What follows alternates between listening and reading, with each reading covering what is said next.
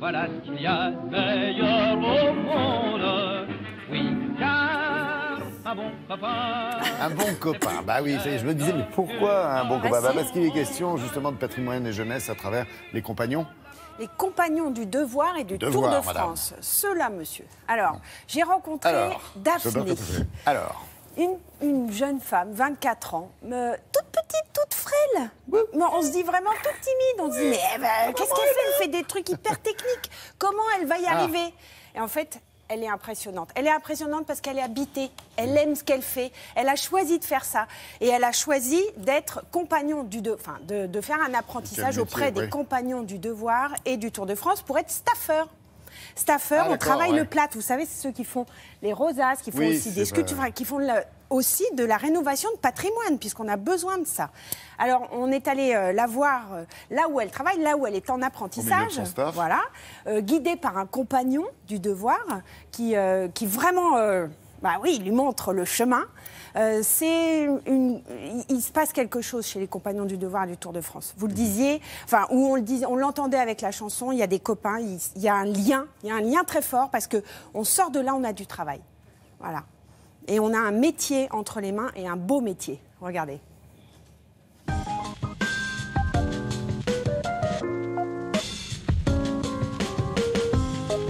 Les compagnons du devoir et du Tour de France est une association créée en 1941. Reconnue au patrimoine mondial et immatériel de l'UNESCO. Et notre particularité, c'est vraiment la formation par le Tour de France. Où on a des jeunes qui voyagent de maison en maison. Alors, suivant les métiers, par exemple les métiers du bâtiment, charpentier, etc., ça va être, ils vont voyager tous les 6 mois. Et il y a certains métiers, comme plâtrier peintre, qui voyagent tous les ans. Nos jeunes travaillent tous essentiellement en entreprise. Donc, ils sont tous en contrat de professionnalisation. 6 semaines en entreprise et 2 semaines en centre de formation.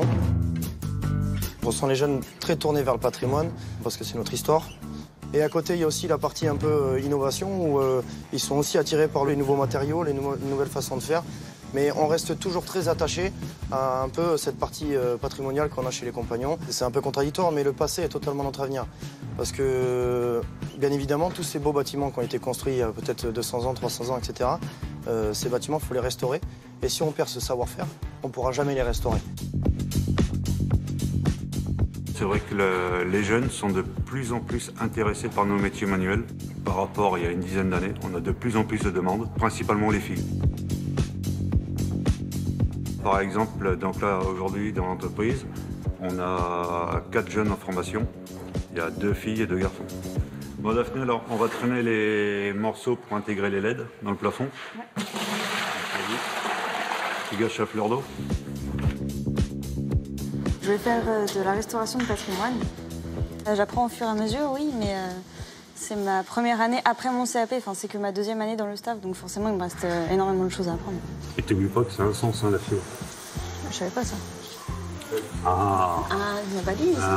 Tu n'as pas écouté. J'ai fait plusieurs villes avec les compagnons, oui. C'est ma 6e, en fait. Normalement, je dois partir à l'étranger. C'est pas normalement, tu pars l'année prochaine. Je pars l'année prochaine à l'étranger, mais je sais pas encore où.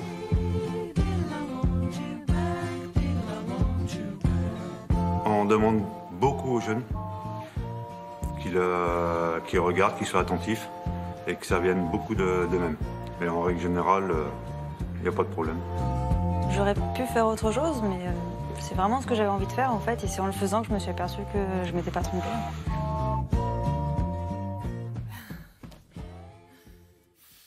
Non, je rigole parce que j'allais dire, mais qu'est-ce qu'elle est bavarde. Et puis là, en fait, elle s'est tue d'un seul coup. Ça fait drôle quand il y a le silence à côté de Mais non, mais je racontais que c'est passionnant, oui, cette alors, aventure. il est où cette maison du compagnon? Alors, il y en a une à Paris, il y en a dans Paris. plusieurs villes. La maison des compagnons du devoir de Paris, elle est ouverte d'ailleurs ce week-end, ce qui fait que vous pouvez y aller avec vos jeunes, là. Ceux qui ont un petit peu quelque chose dans les mains pour visiter, pour rencontrer les gens, pour rencontrer les jeunes, pour voir comment aussi... Oui, on va parler aussi des métiers. Hein, 30 métiers. 30 métiers. Attendez, juste avant, c'est du patrimoine, c'est inscrit aussi. Patrimoine culturel immatériel de l'UNESCO.